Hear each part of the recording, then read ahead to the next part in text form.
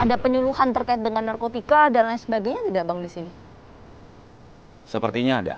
Sepertinya ada. Sepertinya. Ada juga pemeriksaan kesehatan.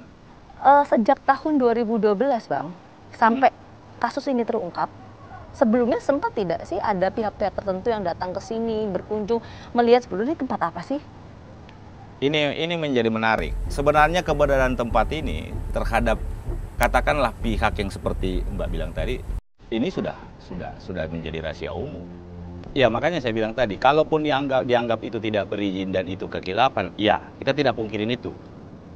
Tapi itu juga niat untuk mengkomunikasikan agar ini berizin, itu juga ada. Pertanyaannya kenapa dibiarkan juga?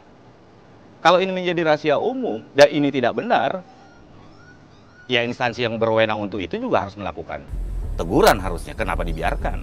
Nah, bagaimana untuk pemberitaan di luar sana yang mengatakan bahwa ada warga binaan yang sempat tinggal di sini, kemudian dinyatakan meninggal dunia di sini, kemudian ada beberapa hal yang harus diklarifikasi, Pak. Pertama, kalau soal ada yang korban jiwa, saya sampaikan kami tidak mengetahui itu persis, ya, karena artinya gini, saya tidak punya kapasitas untuk mengomentari itu karena kita juga diminta juga kan baru juga, itu pertama. Yang kedua, apakah terjadi proses meninggalnya ini karena kekerasan atau yang lain juga kita kan belum tahu. Bahkan simpang siur kan sinyalnya. Itu yang pertama. Yang kedua, soal perlakuan yang tidak baik bisa saja terjadi. Tapi yang saya mau garis bawain bahwa dibilang tidak dikasih makan itu salah. Kunjungan kesehatannya pun ada. Kemudian dipekerjakan dengan yang katakan tidak mendapat tubuh ada kerja kok. Bahkan banyak yang berhasil sembuh, yang kemudian kembali ke masyarakat dan informasinya berhasil. Banyak informasi yang beredar soal adanya kerangkeng yang dimiliki oleh Bupati nonaktif Langkat ini. Mulai dari kekerasan yang terjadi di dalam kerangkeng hingga adanya korban jiwa. Tim Fakta mencoba mencari tahu hal tersebut. Suparlan adalah orang yang pernah menghuni kerangkeng ini. Kepada Tim Fakta, dirinya membantah semua kabar tersebut. Pak Suparlan, saya ingin tahu, Pak Suparlan ini betul penjaga di Jeruji Besi ini, Pak? Sebetulnya kalau dibilang penjaga, iya, karena saya juga kan kalau di sini ini yang udah pernah di dalam yang dipekerjakan lagi untuk jaga. Oh, jadi Bapak sempat juga ada di sini? Oh, berapa lama Pak waktu itu? Saya 4 bulan 20 hari. 4 bulan 20 hari? Iya. Kita boleh Pak berkeliling Pak Iya. ke lokasi ini Pak? Saya ingin tahu begini Pak, kita boleh Pak jelasin dulu ini apa sih Pak? Ini adalah dapur umum kemarin itu. Terus kalau kita melihat ke sini? Ini ruangan 2. Ruangan 2? Ini ruangan 2. Oh, di sebelahnya ruangan 1? Sana ruangan 1. Oke, kita ke ruangan 2 dulu Pak. Iya. Saya ingin tahu, satu ruangan ini diisi oleh berapa orang Pak? Itu maksimal itu 25. Jadi kemarin tuh 25? Iya. Cukup Pak emang Pak? Cukup karena tidurnya itu atas bawah. Itu nanti kalau dia pagi kayak gini, itu digulung semua karpet sama tikarnya. Oke, tapi itu kayu kan Pak yang coklat yang itu? Ini kayu. Oke, itu kayu, kemudian dilapis dengan karpet. Karpetnya setebal apa memang Pak? Iya, karpet macam mana karpet kita di rumah. Kemarin pun udah dibawa sama pihak kepolisian. Kita lihat yang bagian sana ya Pak ya. Iya. Ruang 1 di sini. Karena mereka yang ada di ruangan 2 itu apa Pak? Memang sudah dinyatakan sembuh atau bagaimana?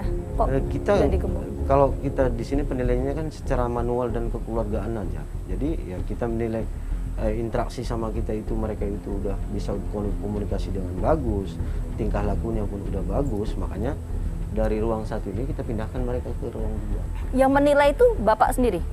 Iya, ada beberapa orang kita di sini yang membantu kegiatan ini.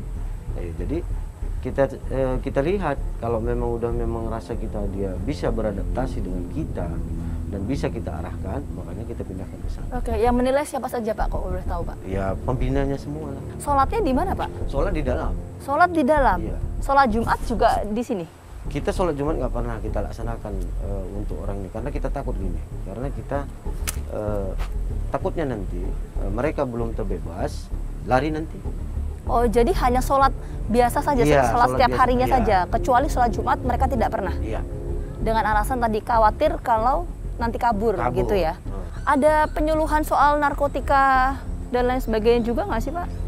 Kalau untuk masalah itu dari kami-kami aja semua. Kalau untuk penyuluhan secara dari pemerintah, dari BNN sendiri, itu saya rasa nggak ada.